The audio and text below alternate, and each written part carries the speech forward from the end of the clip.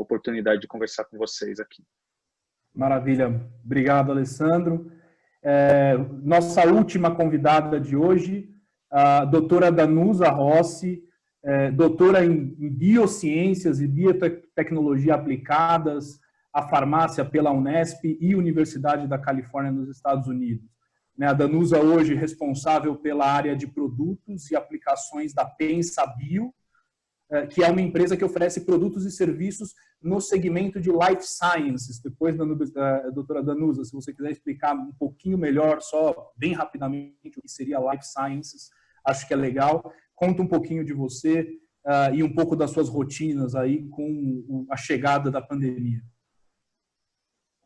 Obrigada, Carlos. Muito obrigada pelo convite. Obrigada a todo mundo, os 40 participantes aí, pela grata presença. De fato, Carlos, mudou a vida de todo mundo, né? Todos os segmentos foram impactados com a Covid. Muitos deles veem uma oportunidade de negócio, outros já não tiveram tanta sorte e acabaram padecendo. O fato dificultou para todo mundo, né? E não foi só para o Brasil, para o mundo todo. O Brasil tem uma cultura que talvez tenha dificultado um pouco mais, a gente pode discutir isso ao longo da conversa de hoje. Mas, de fato, a minha jornada com microbiologia começou desde muito cedo. Quando eu tinha 18 anos, na Universidade da Unesp de Araraquara, eu já me encantei pelo mundo de microbiologia clínica, sempre fui dessa vocação, dessa área, e nunca abandonei a microbiologia clínica. Mudei um pouco de enfoque em alguns momentos, trabalhando um pouco mais com bioquímica, biologia molecular, mas a microbiologia, do ponto de vista sanitário, nunca deixou de ser uma paixão e um enfoque dos meus trabalhos. Enfim, quando eu retomei a jornada para o Brasil, quando eu voltei para o Brasil, eu acabei entrando na PensaBio. PensaBio é uma empresa que trabalha ciências da vida, então o Life Science que você comentou, Carlos e colegas, trata-se de áreas de estudo e de trabalho que tocam ciências da vida. O que é ciências da vida? É tudo que estuda aquilo que é ser vivo. Desde vírus, né, que existe a polêmica, mas é categorizado como ser vivo, até o ser humano e tudo que tem na cadeia da evolução que compreenda esse trecho, tá? Então, a PensaBio hoje, ela foi agressivamente impactada pela Covid. A gente teve que mudar um pouco o nosso enfoque de atuação, então a gente trabalhava muito com pesquisa, né, pesquisa de base, pesquisa aplicada, e com a Covid tudo fechou. As universidades fecharam, as escolas fecharam, todo mundo que está aqui assistindo a gente hoje, né, nesse bate-papo, está com os filhos em casa, aqueles que têm filho, né, ou estão com os companheiros, e a gente sabe que as escolas estão fechadas, assim como as universidades, e a pesquisa no Brasil atrasou bastante, parou bastante. Impactou muito o nosso negócio. Só que a PensaBio não tem só um negócio de pesquisa, ela também tem um negócio de diagnóstico. Então, a gente fortaleceu muito a linha de diagnóstico dentro da PensaBio. E com isso, a gente consegue trabalhar muito bem a questão da Covid em termos de conscientização, de preparo, de pessoal, de qualificação, de testagem, que eu acho que a gente vai falar um pouquinho no bate-papo de hoje. Tá? Obrigada. Com certeza. Bom, vamos... Antes de começar aqui a nossa discussão, né, antes de entrar aqui nos temas que nós gostaríamos de discutir, eu queria pedir para todos os participantes aqui, se vocês tiverem perguntas, a ferramenta está aberta para o envio de perguntas, podem mandar para a gente. A gente vai tentar responder as perguntas que forem enviadas aqui ao vivo, mas se a gente não conseguir responder por acaso alguma pergunta, principalmente acho que por uma questão de tempo, a gente depois envia um e-mail para vocês para responder essas perguntas que ficarem de fora. Tá? Então vamos começar. Queria começar com você, doutora Danusa. Durante a chegada do coronavírus no Brasil, a gente escutou, né, várias versões, opiniões, alguns fatos, outras coisas, mitos relacionadas ao vírus, né? Quer dizer, na sua experiência, você que é do ramo, conta pra gente como que é o comportamento desse vírus, quais são as ações efetivas e práticas, né, que aí pensando especificamente no nosso negócio aqui, um lojista ele pode adotar para cuidar bem dos seus funcionários e dos seus clientes nas lojas. Legal, Chu, extremamente relevante, Carlos, essa pergunta. A história do vírus, ela é bem curta, ela é curta e dura, né?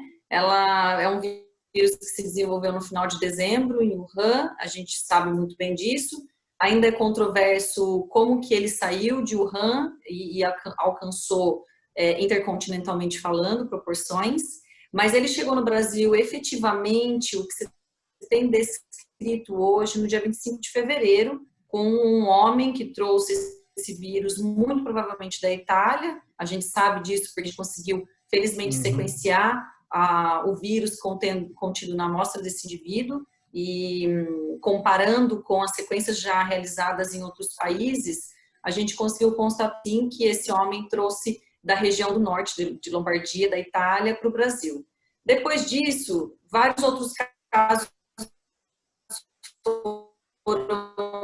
foram importados, né? A grande maioria deles no final de fevereiro, comecinho de março, e aí de março para frente a gente começou a ter o contágio comunitário, que é a transmissão entre os indivíduos do próprio país. A gente não importou mais, a gente começou a transmitir internamente, né?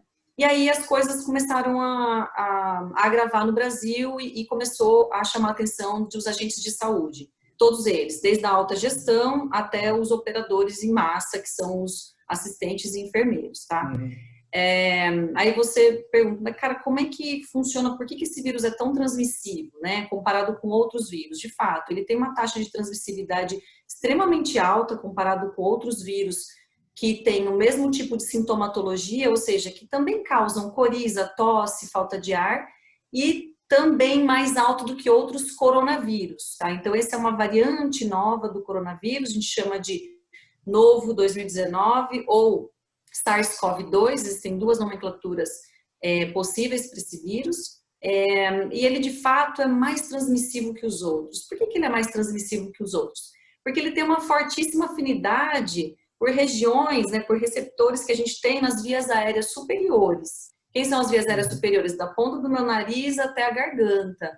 Depois das vias aéreas inferiores, vem mais para perto do pulmão, onde a gente carrega o peito, tá? Então, esse vírus ele tem forte afinidade por essa área, vias aéreas superiores, e povoa tanto a superior quanto a inferior.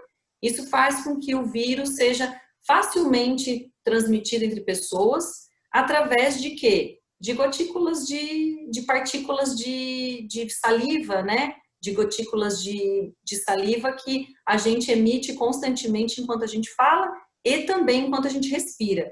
Por isso que a máscara não tem que ser usada assim, ela tem que ser usada assim. Como diz a minha cunhada, sempre brinca com a gente no WhatsApp da família, eu já falei quantas vezes nariz é dentro da máscara. Porque as crianças, né, a gente tem essa brincadeira no WhatsApp da família, as crianças gostam de usar máscara aqui, porque falta o ar, elas não estão habituadas. Máscara tem que ser aqui. O nosso nariz e a nossa boca o tempo todo está exalando gotículas de água que carregam também partículas do vírus. Lembra que o vírus gosta dessa região.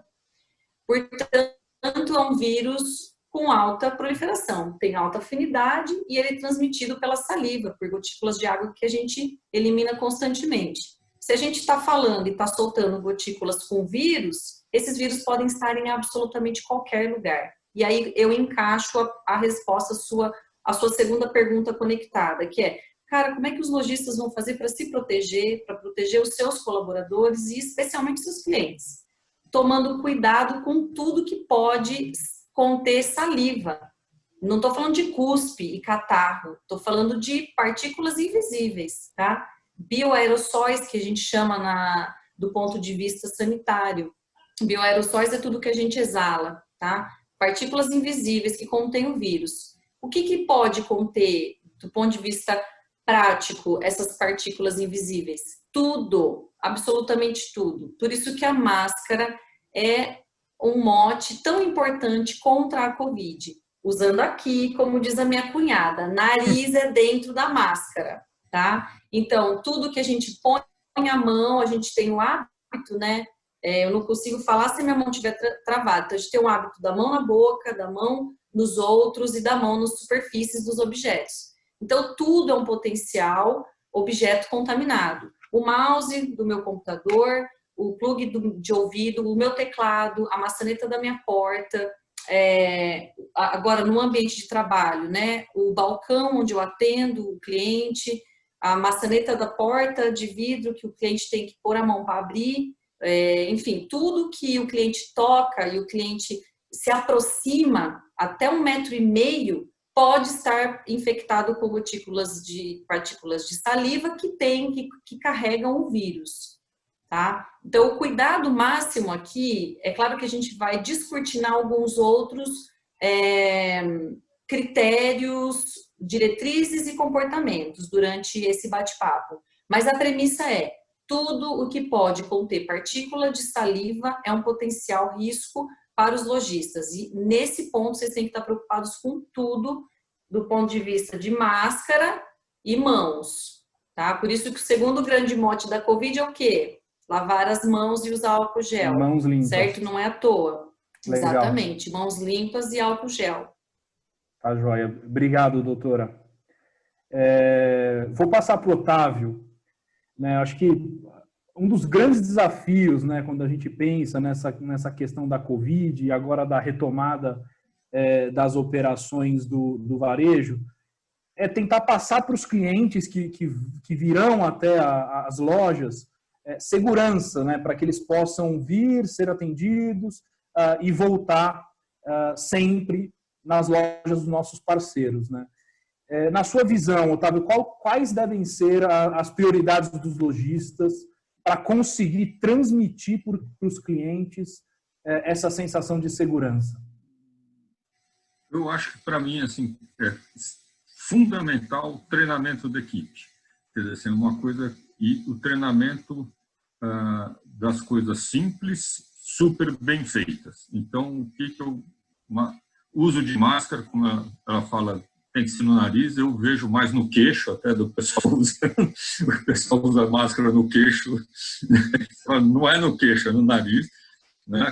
Então, acontece isso bastante. No caso de restaurantes, ou como também mencionou a doutora Danusa, assim, todas as áreas, mesas, cadeiras, talheres, maçanetas, etc., tem que estar sendo limpo toda hora, assim, o mais possível, tá? E dentro disso eu sempre acho muito importante ter um dos funcionários que é o líder de treinamento dos outros e que vai ajudar a essas rotinas virarem hábitos no funcionário, né? Essa é uma coisa que tem que ser feita todo dia, você tem que olhar isso todo dia. E uma outra coisa que aí tem vários nomes, né? Reunião de piso, que a gente chama lá nos restaurantes, em alguns supermercados também fazem isso, é a equipe todo dia ver o que aconteceu e o que pode melhorar. E o contato com o cliente, quer dizer assim, vendo, não é o gerente ou esse treinador chegar lá e dar uma bronca pública e acabar com o funcionário, é chamar ele para mostrar, olha, o cliente já viu isso, vamos lá, conserta na hora, pede desculpa, passa a mão. Acho que tem outra coisa que também é importante, que eu não tinha falado daqui, das maquininhas, que é importante essa maquininha estar coberta e toda hora que for pagar, se ele não tem pagamento digital ali por o NFC lá de transmissão do Apple Pay ou Samsung Pay ou esses pagamentos assim, tem que estar com a maquininha. Então, mostrar sempre que está fazendo o possível. Como disse o Alessandro ali, quer dizer, assim, é impossível que alguém não seja contaminado, mas diminuir isso ao máximo. Então, sempre estar revendo as rotinas todo dia e vendo o que funcionou, o que não funcionou, eu acho que é fundamental. Basicamente, esse treinamento, simplicidade e uma coesão da equipe. Legal. Eu acho que essa reunião de piso que você comentou, Otávio, é super interessante, né? Juntar todos os funcionários uma vez por dia, seja de manhã, seja no final do dia, para conversar e discutir o que funcionou e o que precisa ser melhorado. Exatamente. Assim, a gente sempre teve modelo de fazer, pelo menos 2 vezes por dia, né? Quer dizer, assim, na vila até mais do que isso, mais do que tinha o período da manhã também, que tinha algumas lojas que abriam para café da manhã, etc. Mas abriu, entrou funcionário, tem lá o gerente, o encarregado do dia, que junta quem vai estar presente e repassa tudo que tem que fazer. Quer dizer, existe o que eu falo assim, sempre um treino antes de começar o jogo. É isso sempre aí. está preparada a equipe treinada para jogar. É isso aí, legal. Eu vou passar para o Alessandro agora, olhar um ponto que eu acho que preocupa muito os lojistas, né? Então, óbvio, existe essa preocupação de manter a operação segura frente ao coronavírus, passar uma sensação de segurança, mas, ao mesmo tempo, né, apesar de eu precisar ter todos esses cuidados, eu preciso fazer isso de uma forma econômica, né, sem criar grandes custos para a minha operação, sem criar grandes custos para a minha loja. E aí, na sua experiência, Alessandro, quais as dicas assim que você poderia dar para os nossos lojistas conseguirem dar segurança, né, dar segurança para clientes e funcionários e, ao mesmo tempo, manter as finanças da operação equilibradas? Carlos, essa pergunta ela é bem complexa, né? Ou seja, ser empresário no Brasil, todo mundo sempre até chegou a brincar, nunca foi fácil. Nesse momento, essa retomada ainda tem um agravante adicional que você, depois de 3 meses, 2 meses com as lojas fechadas, você volta a operar numa condição de horário reduzido, e aí, além de você operar num horário reduzido, você tem todas as condições do público interno das lojas, também tem que ser uma coisa controlada, e aí a gente vem discutindo aqui, e mais para frente a gente vai falar mais também, de medidas que você vai tomar para garantir uma segurança maior, uma desinfecção maior de todas essas lojas. Então, é sempre muito difícil equalizar todas essas variáveis. Eu acho que o primeiro ponto, para começar a responder sua pergunta, eu costumo dizer que no momento desse, a gente tem, imagina 3 círculos e com uma intersecção comum entre os 3. O primeiro círculo desse são as condições éticas. O segundo círculo, condições econômicas, e o terceiro, condições jurídicas. Se a gente pensar na interseção desses 3 círculos, para te dar essa resposta, a gente tem que conseguir não só equilibrar 2 pratos, mas 3, na verdade, porque a decisão ela tem que ser ética, ou seja, você não vai colocar um funcionário numa condição de risco desnecessário para poder voltar a trabalhar, da mesma forma que você não vai colocar o seu cliente numa condição de risco para consumir. A condição tem que ser econômica, ou seja, quando a gente começar a falar aqui de medidas que podem ser tomadas, vão desde medidas muito simples, sem custo, lavar as mãos, por exemplo, até a instalação de equipamentos sofisticadíssimos que vão custar muito caro. Hoje, por exemplo, eu estava vendo aquelas câmeras que fazem já o escaneamento da temperatura corporal e também é controle de acesso, com reconhecimento de máscaras e tudo mais. Assim, existe uma gama muito grande, mas eu não acho que, principalmente considerando o tipo de operação de retail que a gente está conversando aqui, a gente não deveria ir para esse caminho de gastar muita coisa para ter uma operação segura. Então, isso é uma das coisas que eu queria colocar. Por outro lado, eu estava pesquisando aqui, os clientes são seres humanos, todo mundo tem os seus comportamentos, as suas crenças. Eles têm que entender, e existe aqui uma tratativa psicológica de que eles têm que entender que o ambiente está preparado para recebê-los. Que ele pode fazer a sua compra, que ele pode comparecer ao estabelecimento, que todas as medidas foram tomadas e pensadas para que ele volte. Existem dados muito bons nesse sentido, que, por exemplo, Sociedade Brasileira de Varejo e Consumo, eles publicaram agora, recentemente, uma pesquisa já pós-isolamento, pós esse período de confinamento todo, e um número que eu acho fantástico é que 79% das pessoas entende que existe um risco adicional de você sair de casa e ir para uma loja física, mas ainda assim, 61% das pessoas estão dispostas a ajudar amigos e vizinhos indo que estejam num grupo de risco, indo a uma loja para poder ajudar essas pessoas. Então, eu acho que dentro desse cenário, considerando que a gente tem aí 2, 3 meses de consumo reprimido, as pessoas querem voltar às atividades normais, os lojistas querem voltar a produzir, todo mundo quer voltar a produzir. Eu acho que existe aqui uma confluência de boas oportunidades para as coisas funcionarem. Como você falou, o custo para você manter a sua loja operando em condições seguras não precisa ser caro. Eu tenho exemplos aqui, eu separei algumas figuras, depois se vocês quiserem ver, se tiver tempo eu posso mostrar isso, mas a gente está falando de sinalização de piso, eventualmente um termômetro para uma aferição de temperatura de uma pessoa numa condição febril não significa que ela está numa fase de contágio ou não, mas como eu falei, você ataca o psicológico das pessoas que estão vendo que o estabelecimento tomou todas as medidas para poder operar de uma forma segura. O modelo de negócio do Best Center, comparando com o shopping, se você me permite fazer uma analogia, eu acho que tem algumas vantagens muito grandes, principalmente o fato de ser um ambiente aberto. A gente não está falando de um ambiente, nós não estamos falando de um ambiente confinado como um shopping. Como a doutora Danusa falou das formas de transmissão do vírus, e aí pensando numa gestão predial, numa gestão de um ativo imobiliário, a gente tem dito para todos que a palavra-chave disso, além de lavar as mãos e usar máscara, é a troca de ar. Troca de ar ambiente, o máximo que você puder.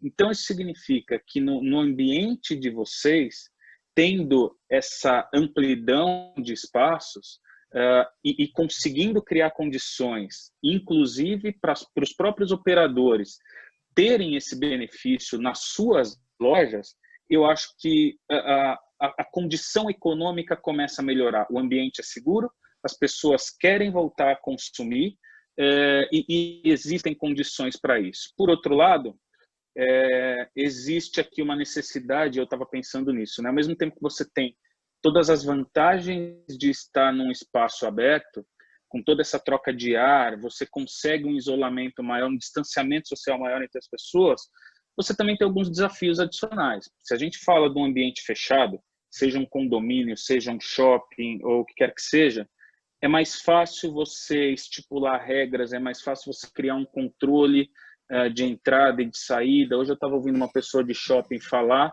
de que no retorno vai haver um controle de quantas pessoas estão dentro do shopping, deu a quantidade, fecha a porta e aí começa a entrar só a partir do momento que alguém saia.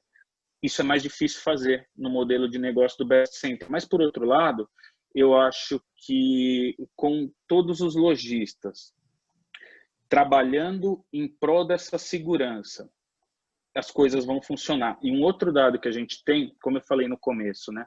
Como a gente tem essas experiências do que está acontecendo, principalmente nos países asiáticos e europeus, uma coisa que eu tenho certeza que vai acontecer aqui é que os locatários, e aqui eu vou falar o consumidor que vai até as lojas, ele está muito ciente da situação e ele está absolutamente colaborativo.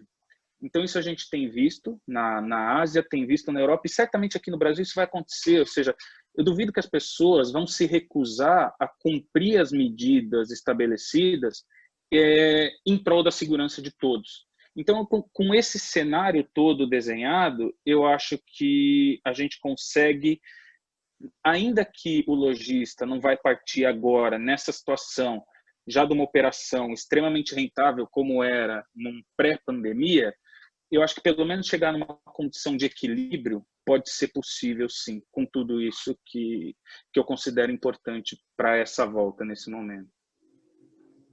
Legal, obrigado, Alessandro. Eu vou passar agora para o Otávio. Eu acho que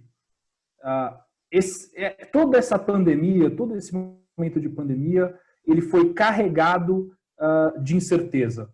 Quer dizer, se tem uma palavra que a gente pode usar para definir todo esse período que a gente passou desde o início da pandemia, eu acho que a palavra é incerteza.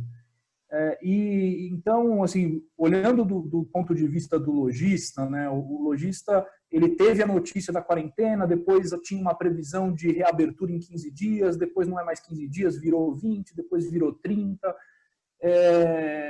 Você, Otávio, que você é operador, empreendedor, cuidou, assim, foi executivo de vários restaurantes.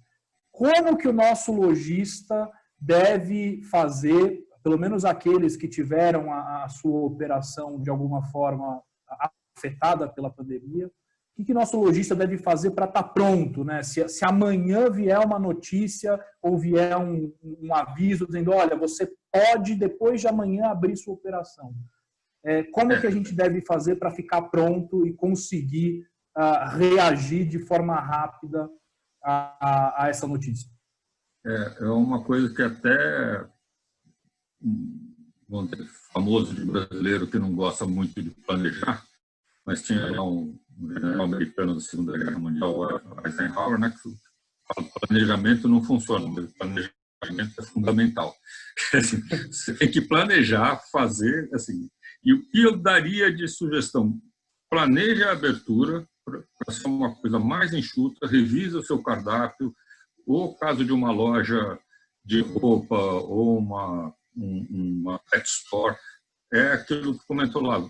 Não vai ser o que era antes, mas vai ter uma demanda sim. Eu também li algumas coisas de venda de shoppings aí no mundo inteiro também. Tem um fluxo menor, mas o cliente vai mais para comprar, então ele está lá comprando. Existe uma demanda bastante reprimida.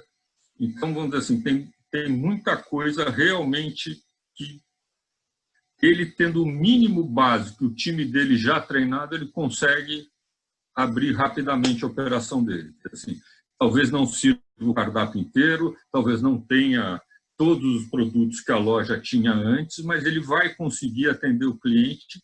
E é aquele negócio, ele faz a curva ABC dele, que é a coisa que o cliente mais está precisando e vai ter lá. Eu acho que esse que é a coisa que você tem que ser feito, eu acho que é, vamos dizer assim, fundamental. E, de novo, volto a falar, sempre aquele ensaio geral antes de abrir a loja, revisando também todas as técnicas de limpeza, de desinfecção, etc., que acho que é novamente fundamental.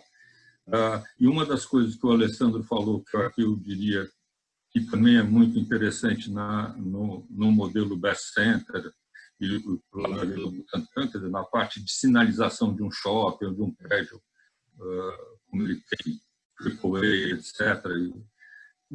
No Best Center, hoje eu estou vendo em vários lugares do mundo, vai com giz no chão, faz umas coisas bonitas, faz uma arte no chão, é extremamente barato e fica muito gostoso.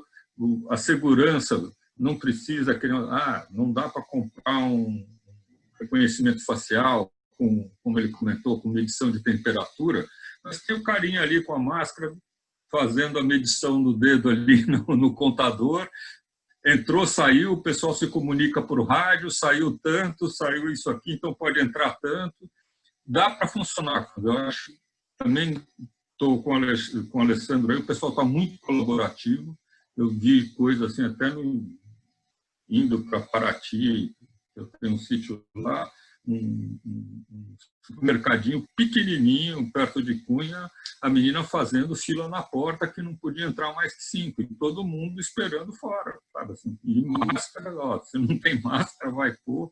Então, eu acho que, nesse sentido, é esse planejamento e treino, que é o fundamental de estar fazendo. Tá joia. Obrigado, Otávio. A gente recebeu algumas perguntas aqui dos nossos participantes. Eu queria só pedir para quem for mandar pergunta para a gente, dizer para quem que a pergunta deve ser direcionada. A gente recebeu algumas perguntas aqui sem que a pessoa que deve responder a pergunta fosse identificada.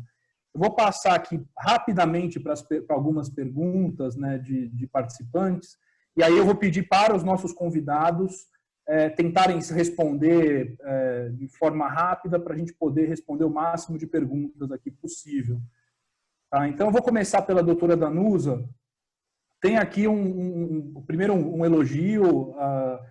O nosso participante aqui gostou bastante da sua explicação, mas ele ficou com uma dúvida em relação à questão da máscara, né? Vou ler aqui só para ler exatamente as palavras aqui. Eu posso usar a máscara de tecido feita em casa que já vai me proteger da transmissão, mesmo se eu conversar próximo a um colega de trabalho? Doutora Danusa.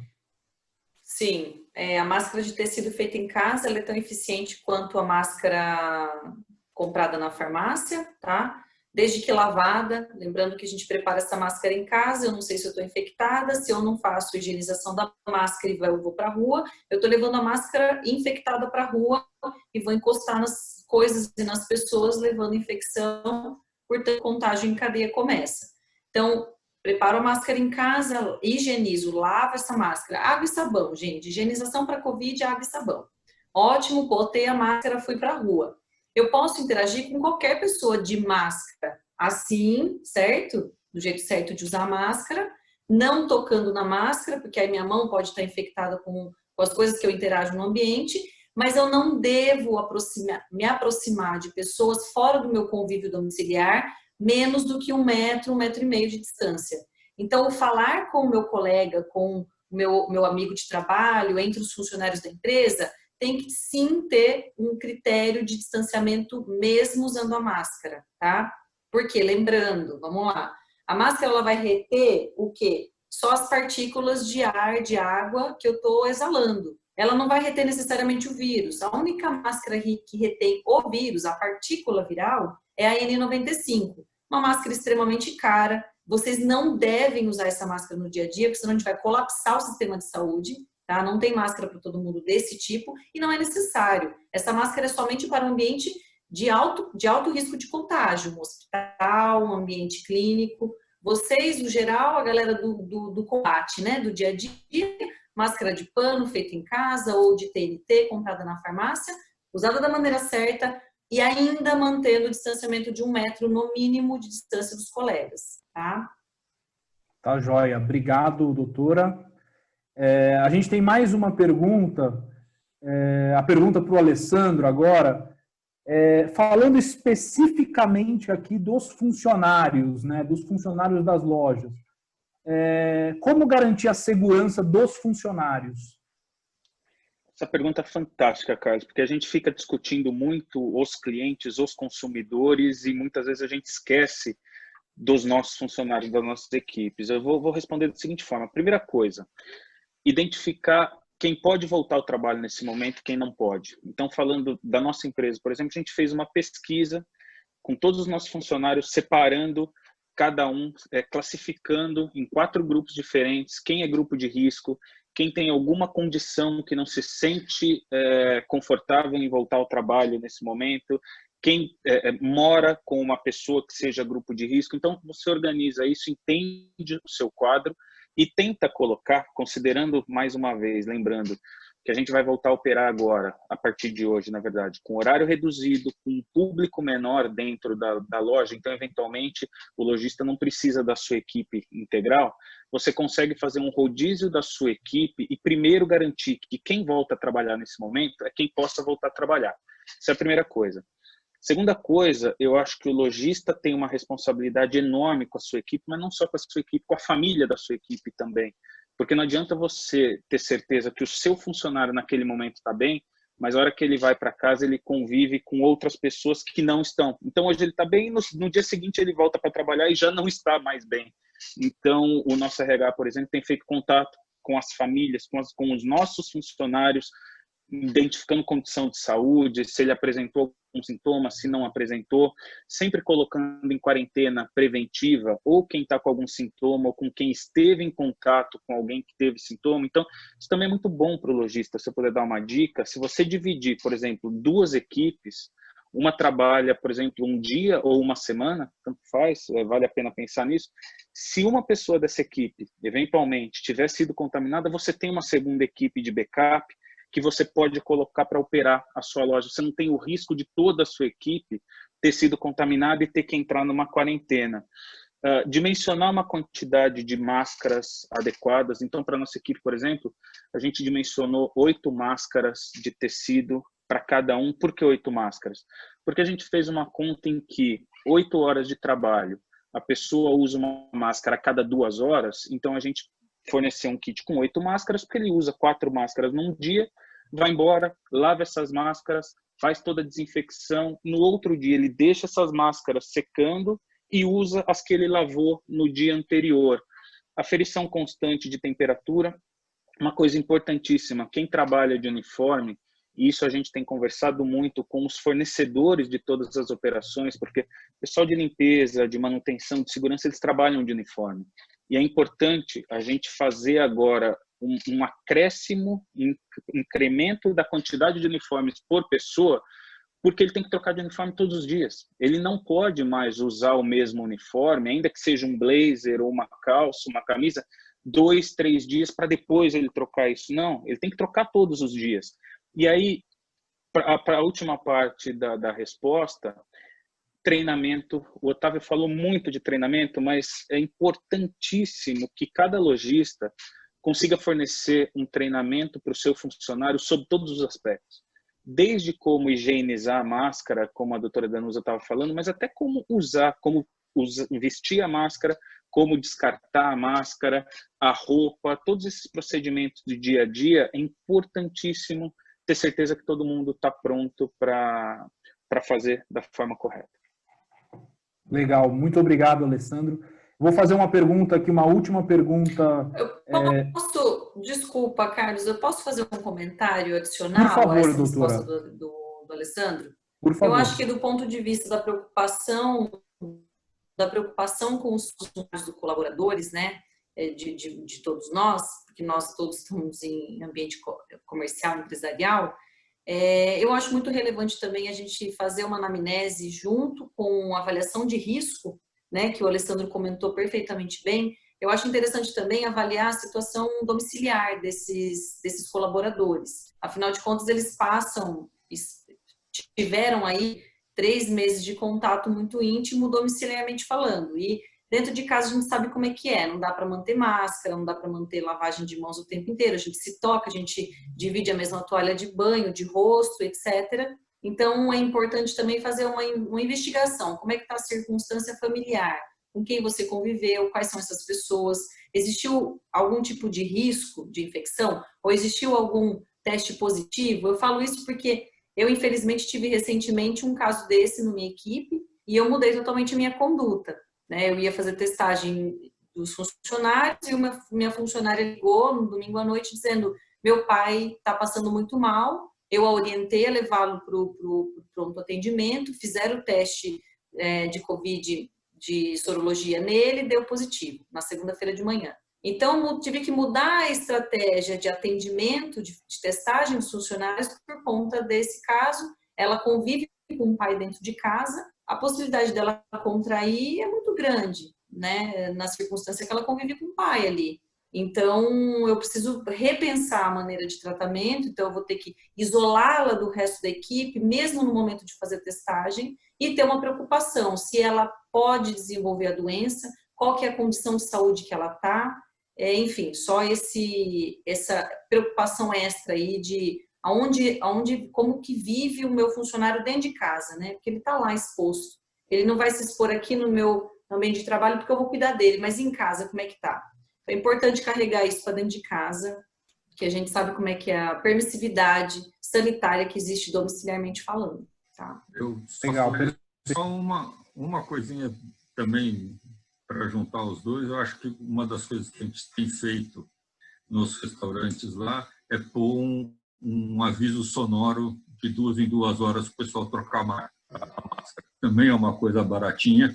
A gente procura sempre fazer uma coisa com o mínimo custo possível. Então, de 2 em 2 horas, toca o apito ali, é hora de todo mundo trocar máscara. Tá? Assim. Legal, bem criativo, Otávio. Eu acho que é importante porque, às vezes, no dia a dia, a gente não consegue nem lembrar de tomar água, nem lembrar, a gente não lembra, né? Acaba passando o dia inteiro no trabalho e acaba esquecendo dessas coisas importantes. Então, a ideia realmente do aviso sonoro, ela é muito boa. Eu tenho aqui uma última pergunta de participante, depois a gente volta aqui para a nossa agenda. Para o Otávio, esse aqui deve ser cliente seu, Otávio. Ele está perguntando sobre os eventos da Vila Butantã, quando eles devem voltar a acontecer e como que você está se preparando, né, para retomar esses eventos. Só para que todo mundo aqui que está participando entenda, o Vila Butantã, quando ele faz um evento, existe o problema da aglomeração de pessoas. Então, existe uma quantidade grande de pessoas que vai até o empreendimento. Então, como que você está se preparando para isso, Otávio? Então, no caso, assim, o preparo foi abolido até a gente conseguir fazer uma análise de risco que não dá. Você colocar 800, 900, 1.500 pessoas, tudo junto, quer dizer, ela foi pensada para gerar esse convívio.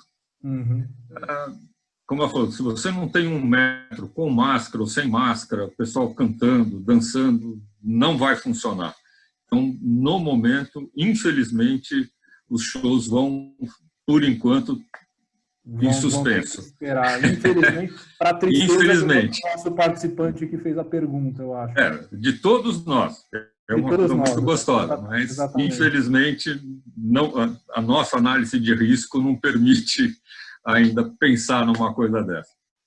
Legal, tá bom. Vamos retomar aqui para a doutora Danusa. Quer dizer, nas operações de loja, a gente tem o tempo todo entrada de prestadores de serviço, entrada de mercadorias, em alguns casos eu tenho entrada de alimentos frescos que são base para preparo de produtos depois, né, que vão ser vendidos. Queria entender, na sua visão, onde estão os maiores riscos de contaminação em uma operação de varejo? Eu acho que você já comentou um pouquinho no começo, mas pensando especificamente nas atividades que são realizadas dentro da loja, onde você acha que está o maior risco, ou os maiores riscos? Certo, eu acho que os maiores riscos estão em todas as etapas de uma rotina que entra em contato com outra pessoa. Então, em primeiro lugar, o atendimento humano-humano, né? O atendimento direto com o cliente. Então, o receber o cliente na loja, seja para uma prestação de serviço, seja para que o cliente compre algum produto na sua loja. Então, o contato com o cliente direto é a primeira porta, a primeira grande fonte de risco, tá? A segunda grande fonte de risco é o recebimento de mercadoria. Então, você tem que estar muito preocupado como é que o seu fornecedor de mercadoria está tratando a questão da Covid, como que ele coordena a equipe dele para que os packings, os pacotes sejam preparados para envio, seja produto natura, seja produto embalado, seja produto recém-importado, que venha direto da alfândega, não importa. O fato é, eu como lojista preciso me preocupar com a cadeia como um todo, tá? Porque o contágio em cadeia começa desde a hora que o produto sai da sua fábrica, seja ele do plantio, seja ele da linha de produção ou do próprio alfândega do setor de importação. Tá? Então, eu sou corresponsável, porque eu faço parte dessa cadeia, e se eu precisar interromper essa cadeia em algum momento, porque eu estou identificando um risco eminente, eu tenho condições de fazer isso porque eu estou entendendo como funciona a cadeia e eu sei onde estão os riscos. Então, só retomando rapidinho, a primeira grande fonte de contágio é o próprio contato, então eu tenho que tomar muito cuidado com como eu recebo o meu cliente, como eu me relaciono com ele. Distanciamento de 1 metro a 1,5 metro, sempre com máscara. Se eu for evitar dar as mãos, evitar tocar, caso isso aconteça, muitas das vezes é inevitável, faça a lavagem das mãos com água e sabão, ou se não for possível com álcool gel, ou se não for possível álcool gel com álcool líquido mesmo, desde que seja 30%. E aí esse segundo grande ponto de contágio é de fato o recebimento da mercadoria. Como que eu recebo isso? Se for uma mercadoria embalada, tomar cuidado para manusear esse packing, esse pacote. Se eu puder desinfectar borrifando álcool 70, ok, pode ser que não seja factível para alguns de vocês, pelo ambiente, pela infraestrutura, mas se puder fazer, os hotéis, por exemplo, já estão seguindo esse método, ele funciona bem. Se não der, muito cuidado no manuseio dessa embalagem, principalmente a embalagem externa, porque ela que andou para lá para cá, foi tocada por muitas mãos, eu não sei como é que está a situação dela.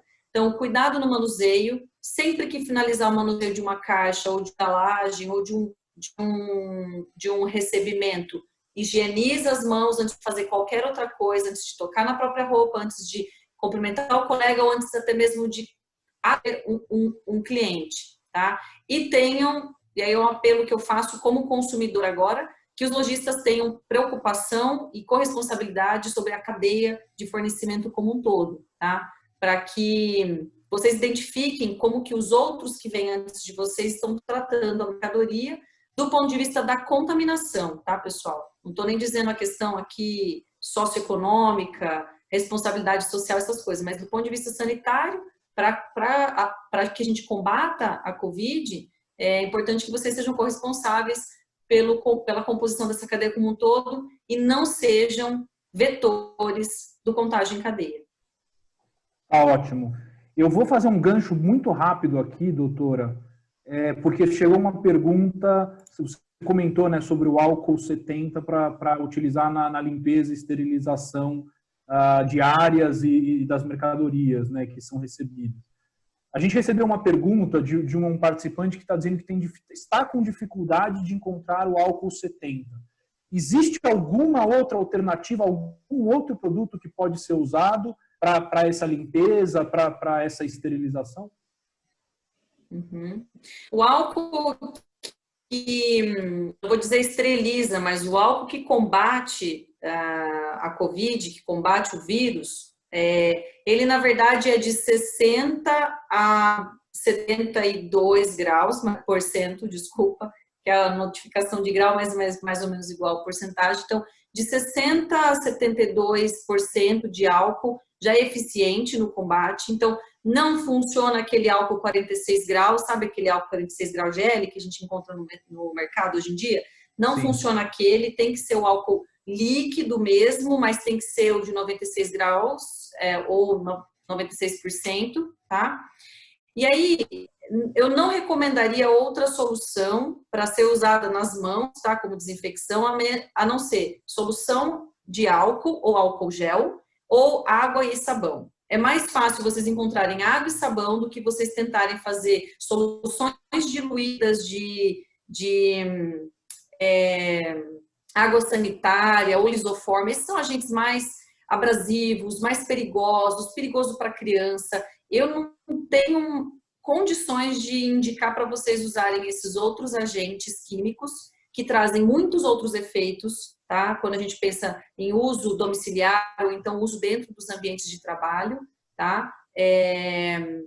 Sem contar que esses são reagentes que precisam de um manuseio com luva, por exemplo, para fazer diluição correta. E esses sim são agentes que são indicados para limpeza de superfícies, tá? E aí eu até posso compartilhar, quem tiver interesse em saber um pouco mais sobre isso. Eu fiz um webinário sobre esses assuntos de agentes descontaminantes, como usar, onde usar. Aí é uma outra seara, a gente não vai gastar muito tempo da call de hoje. Então, assim, para a higienização das mãos, foquem no álcool gel. Se não encontrar por questões de mercado, tentem achar o álcool líquido. E a dica que eu dou o álcool líquido 96 GL, a garrafinha de meio litro, que a gente facilmente encontra em alguns estabelecimentos, pelo menos nas cidades pequenas eu vejo que é fácil de encontrar. Faça o seguinte, dilua aqui 350 ml do álcool com mais 150 ml de água. Tá? Então, pega a garrafinha de meio litro, joga num medidor qualquer, um copo de liquidificador, joga 350 ml de álcool e completa para 500 ml com água, ou seja, 350 de álcool, 150 de água, você vai ter meio litro de álcool, 70%, e vai tranquilo higienizar o teu ambiente e as tuas mãos. Legal. Deixa eu fazer uma perguntinha para a doutora, então, rapidamente, que a gente está usando e tenho recomendado em alguns restaurantes, talvez então esteja em erro, usando o quaternário de amônia, que é uma coisa que não em casa, é um jeito na parte de recepção de mercadoria das embalagens, que você borrifa também em cima, isso, funcionaria como álcool, né? Isso e peróxido, né? Como chama o quaternário de amônia. Quaternário de amônia. Não, quaternário. Deixa a doutora falar que ela vai dar certeza absoluta. São soluções de amônia quaternária. São soluções de amônia quaternária. Elas também funcionam como desinfetantes, mas mais voltados para ambientes industriais ou grandes escalas de restaurante, onde as superfícies a serem descontaminadas são muito grandes. E muitas vezes fica caro ou até fica difícil achar álcool para fazer todo esse serviço. Então, é possível sim peróxido de hidrogênio, o famoso H2O2, é possível sim soluções de amônia quaternária, água unitária, que é o famoso bleach. Outras soluções são possíveis, mas aí para o âmbito de grandes superfícies de descontaminação. Eu acho que no nosso cenário do pequeno varejo, do varejista, né, do lojista, de pequenas dimensões em termos de infraestrutura, continua sendo mais válido a questão do álcool, porque o álcool é, sem dúvida alguma, o agente químico protetor e seguro, tá? É mais seguro do que esses outros agentes que a gente comentou aqui. Mas, Otávio, você está coberto de razão, é extremamente relevante, sim, e pode se usar para segurança, sim. Tá? Tá ótimo. A doutora, você comentou que você tem um material específico sobre essa questão dos produtos que podem ser usados para higienização. Quem estiver participando e quiser receber o material que a doutora Danusa comentou, pode mandar um e-mail para a gente, marketing@bestcenter.com.br, pedindo o material que a gente pega da doutora Danusa e envia para vocês. Tá? Um material sobre quais produtos podem ser usados para a higienização de superfícies e de áreas. Tá? Eu vou fazer mais uma pergunta agora para o Alessandro. A gente está chegando já no horário, né, no limite. Eu vou fazer uma última pergunta aqui para o Alessandro antes da gente passar para as palavras finais. Tá? Então, eu acho que quando a gente fala, né, do trabalho dos nossos funcionários dentro de uma loja, a gente sabe que o cliente não distingue o funcionário da loja em si, né? O ato do funcionário, ele representa um ato da loja, e a boa atuação dos funcionários é importante para preservar a reputação da loja, da marca, frente aos clientes, né? Aí, fazendo um gancho com o que a doutora Danusa explicou na última pergunta que ela respondeu, quais as dicas que você poderia dar, Alessandro, para garantir o bom treinamento e a capacitação dos colaboradores para que eles adotem hábitos que minimizem o risco de contaminação e façam com que os clientes se sintam seguros e bem atendidos, né? Você tem muita experiência em prédios de escritório, né? A ACB atua muito na gestão de prédios de escritório. Também acho que é interessante colocar, né, quais foram as ações adotadas nesses prédios que poderiam também ser adotadas nas nossas lojas. O Otávio já falou bastante sobre isso, sobre exemplos, sobre treinamento. E se ele me permite, eu vou usá-lo para fazer uma brincadeira para começar a resposta. Assim, imagina que ele chegasse no restaurante dele, na loja dele, exigisse que todo mundo tivesse de máscara, cumprindo os protocolos, mas ele chega sem, e ele obriga que os outros usem, mas ele não usa. O que eu estou querendo dizer? É óbvio que ele não faz isso. Mas é aquela frase que a gente sempre ouviu, né? O exemplo vem de cima. Então, para começar a responder isso, eu diria que é importantíssimo que o lojista, o operador, o gerente da operação, seja quem for, não só cobre das pessoas que sigam todos os protocolos, mas que ele seja o exemplo. Ele tem que ser impecável a ponto de um outro funcionário que não estiver seguindo se sinta constrangido de não estar seguindo, porque, poxa, se o dono, se o meu gerente, se o meu supervisor está seguindo, por que eu não vou seguir? Então, essa é a primeira coisa. E a gente já falou de treinamento. O Otávio já falou também que no momento em que um funcionário cometa um deslize, vamos chamar assim, não é simplesmente chamar e dar uma bronca. Eu acho que é além disso. Você tem que chamar, conversar, orientar dizer por que ele não deveria ter feito aquilo e o que ele deveria ter feito, de fato, isso é importantíssimo que seja feito. Existe uma série de medidas que todo mundo já sabe quais são, que têm que ser feitas, mas eu diria o seguinte, a comunicação visual, ela tem que ser extremamente eficiente. Vamos lembrar, eu falei no começo, no fundo, toda essa discussão que a gente está tendo aqui hoje, toda essa conversa, é porque a gente está lidando com um ser humano. E o ser humano, ele é altamente direcionado pelo visual, inclusive. Então, eu acho que a comunicação visual, ela vai além de você marcar o piso, seja com adesivo, seja com as marcações que o Otávio também comentou, adorei a forma que ele colocou isso, mas, poxa, é fantástico se você conseguir na sua loja, conseguir criar algum tipo de comunicação visual que mostre para o cliente as medidas adicionais que você tem tomado para garantir que ele está seguro dentro daquele ambiente. A pessoa é o análogo de quando você entra numa obra de construção civil e tem lá, estamos há X dias sem nenhum acidente, sabe? Eu acho que esse tipo de apelo para mostrar que aquele ambiente não é exatamente a mesma coisa, mas só ilustrando, é extremamente válido também.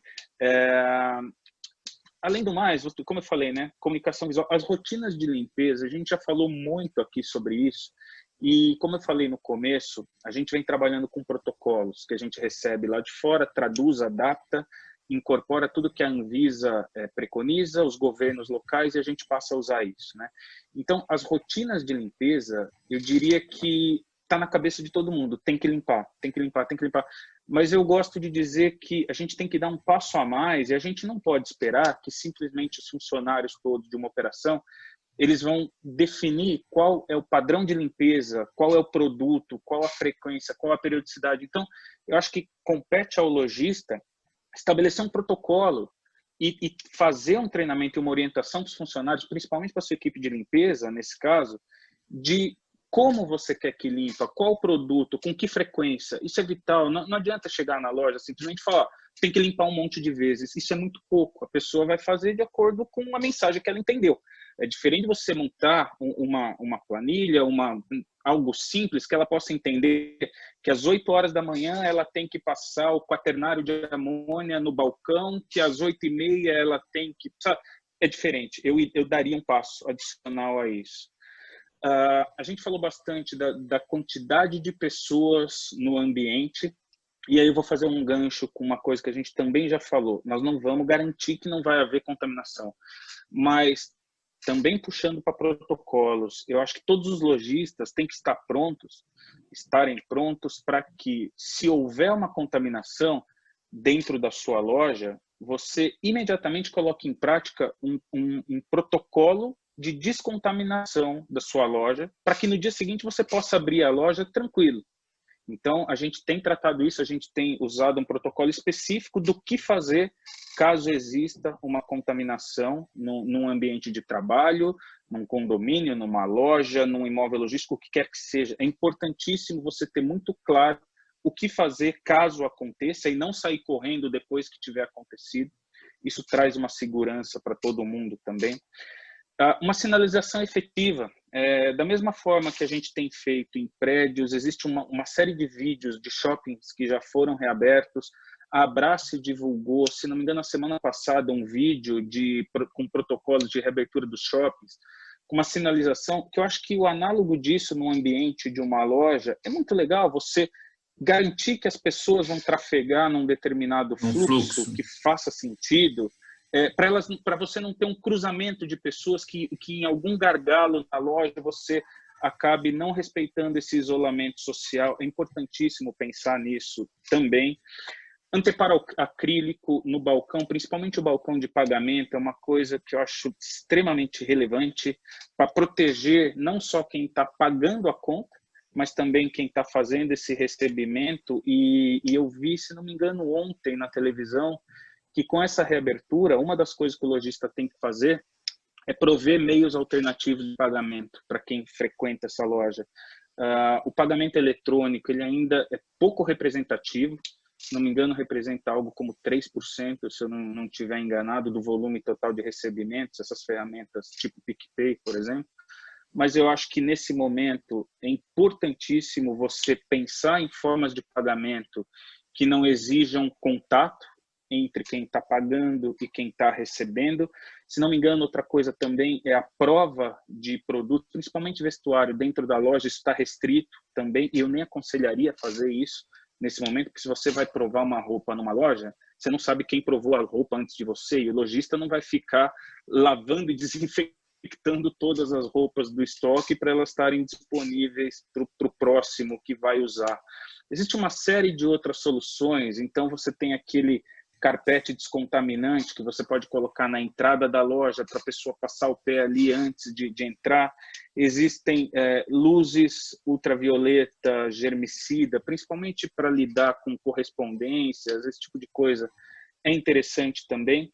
E aqui eu faço uma observação, a gente tem recebido uma infinidade de fornecedores oferecendo soluções das mais diversas. É importantíssimo estudar o que está sendo oferecido antes de simplesmente adotar. Existe muita gente oportunista que te oferece um produto, uma solução como sendo milagrosa, e quando você vai de fato estudar, provavelmente a doutora Danusa tem muito mais dados sobre isso, mas quando você vai estudar, ela não é efetiva como a pessoa está te vendendo que ela seja. Portas abertas, o máximo possível, já falei disso. E uma última coisa que eu vou falar, eu falei bastante de protocolos de limpeza, mas protocolo de manutenção de ar-condicionado. Houve um momento no começo dessa pandemia, quando foi feita uma simulação de como houve a primeira contaminação lá em Wuhan, que as pessoas estavam num restaurante e eles mostravam o spray de vírus no ambiente, passando pelo ar-condicionado e tudo mais, mas ninguém mencionou que tipo de ar-condicionado era aquele, se a manutenção estava feita, se o filtro estava, a troca feita de forma adequada. Então, aquilo criou meio que um pânico, que a gente chegou a ouvir pessoas dizendo, poxa, eu vou desligar o ar-condicionado, porque o ar-condicionado está aumentando a capacidade de contaminação do ambiente. Não, ao contrário, o seu ar-condicionado ele tem que ficar ligado o máximo que você puder, inclusive, por protocolo nosso, a gente recomenda que o ar-condicionado seja ligado ainda antes de você começar a usar o ambiente, para você já fazer uma troca de ar de todo esse ambiente, para quando as pessoas chegarem, você já ter conseguido fazer uma troca forçada. Então, você está mantendo esse ambiente com ar puro, entre aspas, para as pessoas poderem usar, só que você tem que ter um cuidado adicional com a manutenção desse equipamento de ar-condicionado. O Carlos bem sabe, a gente tem no Brasil normas de como fazer essa manutenção desses equipamentos. Isso é governamental, é federal. Só que ainda assim, nesse período, de acordo com os protocolos que a gente vem adotando, a gente criou rotinas de manutenção mais rigorosas do que o previsto na norma. A gente preferiu pecar pelo excesso para ter certeza de que o ar-condicionado não vai ser um vilão nesse momento de contaminação, mas, pelo contrário, ele vai nos ajudar a criar ambientes com menor contaminação. E aí, só para eu terminar, porque a gente já está com o horário passando, você vai me dizer, poxa, mas você falou que eu tenho que ficar com a porta aberta e eu vou ficar com o ar-condicionado ligado? Sim. Não é o momento da gente ficar discutindo aqui performance de equipamento. Eu acho que a grande discussão aqui é qualidade do ar anterior. Então, você com a porta aberta, você está garantindo uma troca do ar ambiente, e com o seu ar-condicionado ligado, você está controlando a umidade, você está filtrando esse ar que passa pela máquina, e, ao mesmo tempo, ela te faz uma troca forçada do ar desse ambiente. Então, é a última recomendação que eu faria nesse sentido. Legal, muito obrigado, Alessandro. Inclusive, a gente até tinha uma pergunta sobre ar-condicionado que chegou dos nossos participantes, você já acabou respondendo. Eu queria dizer aqui para os nossos participantes que a gente recebeu outras perguntas, infelizmente a gente não vai conseguir responder todas. Como eu disse no início do nosso webinar, nós responderemos todas as perguntas que foram enviadas e enviaremos as respostas por e-mail para vocês. A gente já chegou aqui, já estourou o nosso tempo, então eu queria, só para encerrar, pedir para que os nossos três convidados, o Otávio, a doutora Danusa e o Alessandro, deem as suas palavras finais, 2 minutinhos aqui, só para a gente não passar demais do tempo, e comente um pouquinho aqui, dê algumas palavras aqui, ou alguma expectativa para o futuro. Fiquem à vontade aí para fazer os seus comentários. Pode começar, doutora Danusa. Queria ficar por último para eu me estender. Tô brincando. Vocês sabem que eu falo mais que homem da cobra. A conversa tá gostosa. No próximo a gente faz um pouquinho mais longo. Tem que agendar uma de 2h30. E depois das 20 pode ter cerveja e vinho.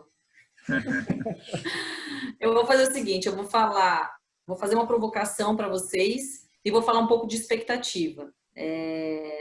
Não como profissional, mas como cidadã, tá? Então, vou fazer uma provocação como profissional agora. Vocês sabem como funciona a regrinha do lixo? Quais são os 3 R's do lixo? Reduzir, reusar e reciclar. Vocês lembram dessa regrinha do lixo? Agora lembram. Agora a gente lembra. O Alessandro sabia, ele não falou. Essa é a regrinha do lixo. Eu acho que a gente tem que criar a regrinha da Covid. A regrinha do lixo são os 3 R's. Reduzir, reusar e reciclar. A regrinha da Covid são 3 T's, que eu estou criando agora e vamos ver se ele vai funcionar. O primeiro T é trabalhar seguro. Trabalhar seguro envolve a primeira parte da nossa conversa de hoje.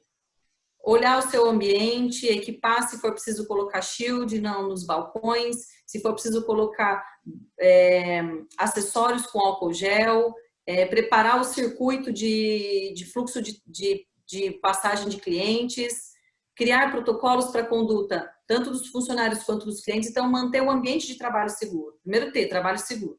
Segundo T, torneira. Por que torneira? Porque a melhor forma de combater a Covid é lavar as mãos. Eu falo isso pelo menos 20 vezes por dia aqui em casa para minha filha de 3 anos. Ela está quase aprendendo. Torneira, filha, torneira, já para torneira, vai para torneira, vai para torneira. Torneira, lavar as mãos com água e sabão é o melhor remédio. Não só a mão, a roupa, a máscara, todos os tecidos que vão para a rua. Voltou para dentro de casa, tira na porta de casa, põe na lavanderia e lava com água e sabão. T, torneira. E o terceiro T, testagem. E aí é uma provocação que eu faço, porque a testagem é uma responsabilidade pública sanitária, mas é uma corresponsabilidade nossa como empresários, né, de maneira geral. A gente tem que se preocupar com manter a saúde dos colaboradores e dos clientes. Eles estão no nosso ambiente, a gente é corresponsável pela saúde deles.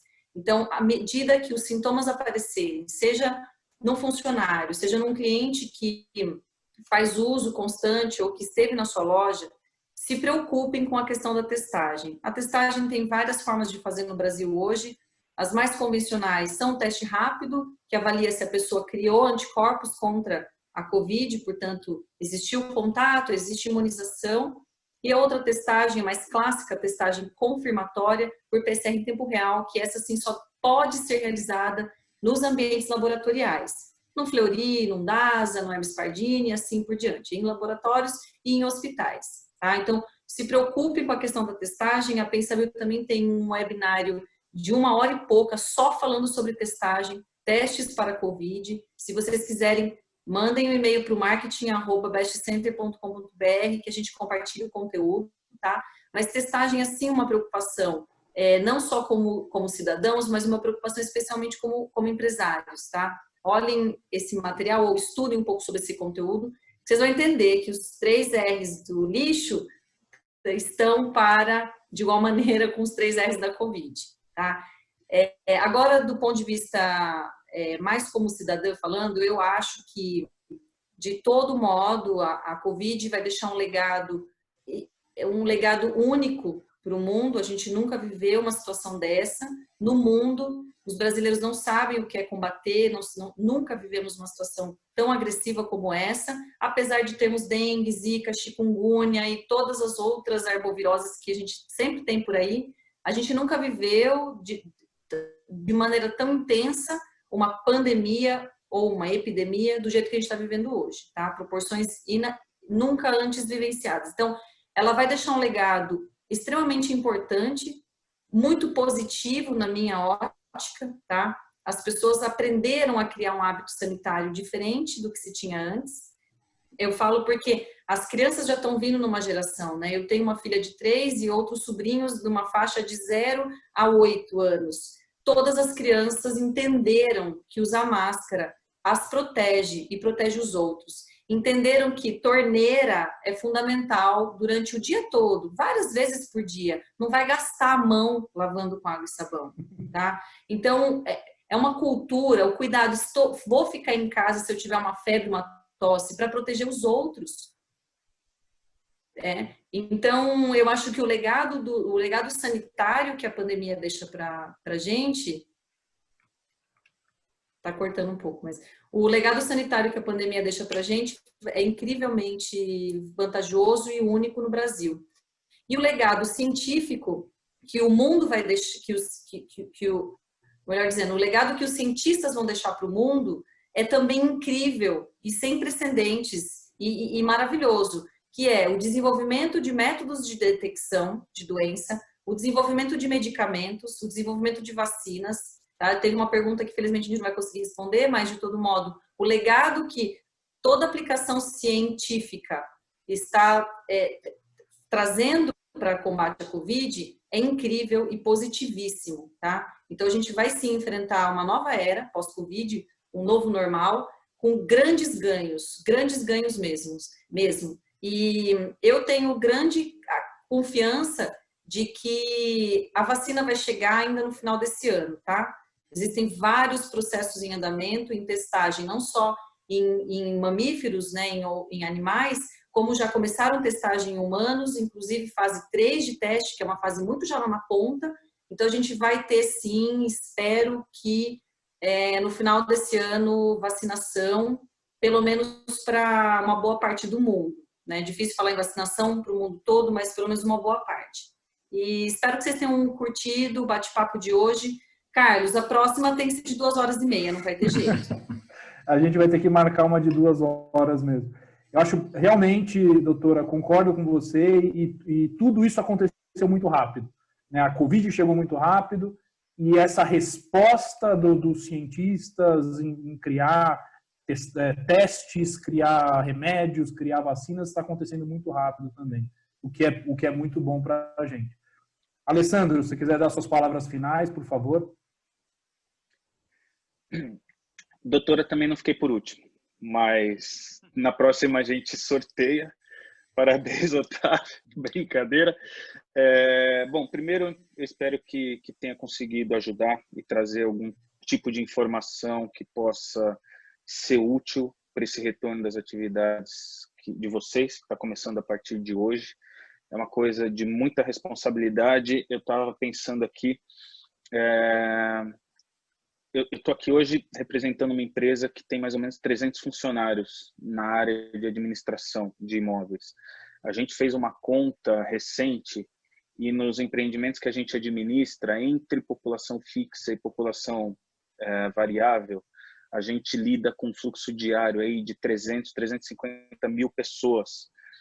Por que eu estou dizendo isso? Porque no momento que a gente está enfrentando uma pandemia, que a forma de contágio é pelo toque, um pouquinho, enfim, é pelo toque, não se deve permitir aglomerações. Então, dentro desse ambiente, a gente entende que tem uma responsabilidade absurdamente grande, não com o ativo imobiliário em si, mas com as pessoas. Então, a gente tem seguido à risca todos os protocolos, a gente tem sido chatos com os nossos clientes, a gente tem sido insistente com os nossos clientes, que às vezes, por uma série de motivos que a gente entende, mas existem medidas que a gente não consegue implantar da forma como gostaria em todos os imóveis, mas isso não significa que os imóveis estão não seguros, mas é que a gente quer cumprir à risca todos os protocolos que a gente sabe que tem que seguir, porque a gente está lidando com pessoas, a gente está lidando com vidas.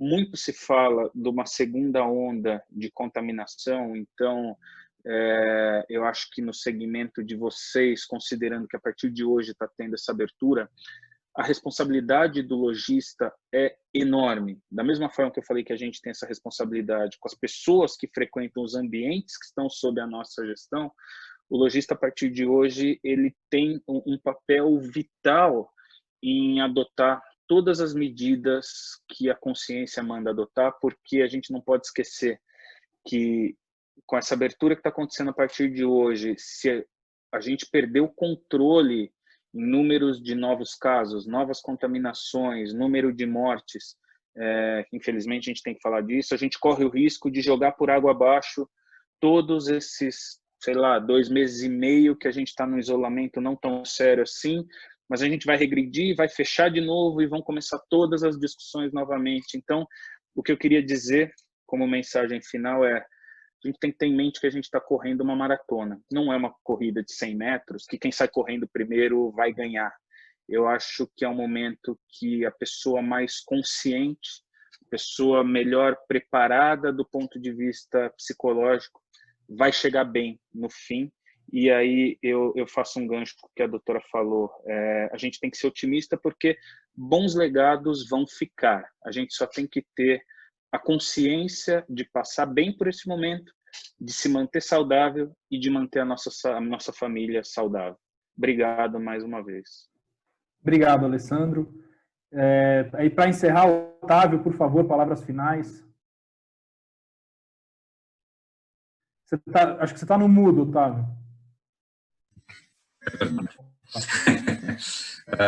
Completando, dando essa parte de realmente fazer o melhor possível em todas as fases, como falou, desde a recepção de mercadoria até cuidar do cliente final, etc., é fundamental para fazer, mas eu também acho que para todos os empresários, os empregadores que estão lá, reolhar o seu negócio para tentar extrair a maior produtividade possível para se perpetuar, ser criativo, inventar novas formas de fazer, porque realmente os volumes não serão igual do passado. Eu acho que uma das coisas que a gente, assim, a saúde financeira da pequena e média empresa, que eu acho que 60% ou mais do emprego no Brasil está dentro do pequena e média empresa. Ela tem que sobreviver, mas ela tem que sobreviver cuidando de tudo isso. Então, tem que ser criativo, tem que ficar de olho de como fazer, como expandir o negócio. Como o Alessandro falou ali, tem meios de pagamento. Hoje você tem links de WhatsApp que você consegue fazer o pagamento eletrônico, o cara já tem pago. Tem várias coisas que estão, logicamente, também concordo com ele, antes de implementar, testa, faz. Mas, assim, tem que realmente pensar de como atingir o cliente de uma forma segura e permanente. E aí também espero que tenha podido ajudar vocês aí e agradeço a Best Center essa oportunidade de falar com todos vocês. Otávio, eu que agradeço, queria agradecer de novo a doutora Danusa, queria agradecer o Alessandro e agradecer vocês. Foi muito gostoso poder estar com vocês aqui. Espero que todo mundo que participou tenha gostado. Fiquem bem, se cuidem, cuidem da saúde de vocês e das suas famílias. Espero poder ver vocês em breve. Um forte abraço para todos. Para vocês também, uma boa noite. Obrigada. Tchau, tchau. Boa noite. Tchau, tchau. Tchau, boa noite.